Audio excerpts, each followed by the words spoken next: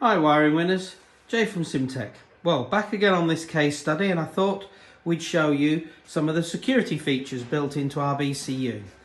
So down here we have the BCU, and over here we have a flip fob and an immobiliser, and that gives you a transponder immobiliser and a fully functional alarm system. It's not Thatcham approved, but it is to full Thatcham specification, and it meets the IVA compliance, and a lot of our low volume builders use them. So over here we've got a little warning LED. This will eventually mount in the column shroud or somewhere wherever the customer decides is the nicest for it to sit. And over here we have the flip fob and a transponder bead. Now we'll talk about the immobiliser first, because the two parts are linked together, but they can also operate separately.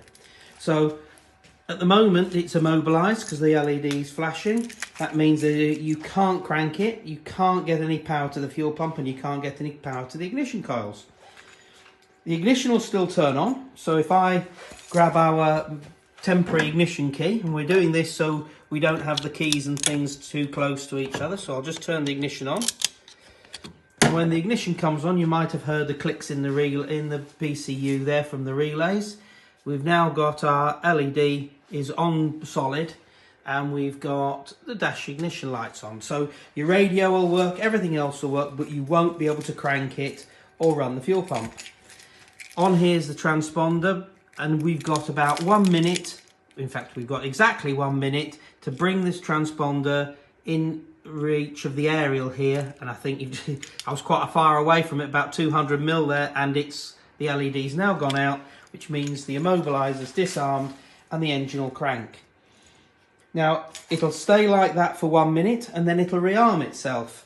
So if you put the keys in the ignition, turn it on, it'll disarm, but if you walk away from the car, take the keys out, it'll automatically rearm itself within a minute.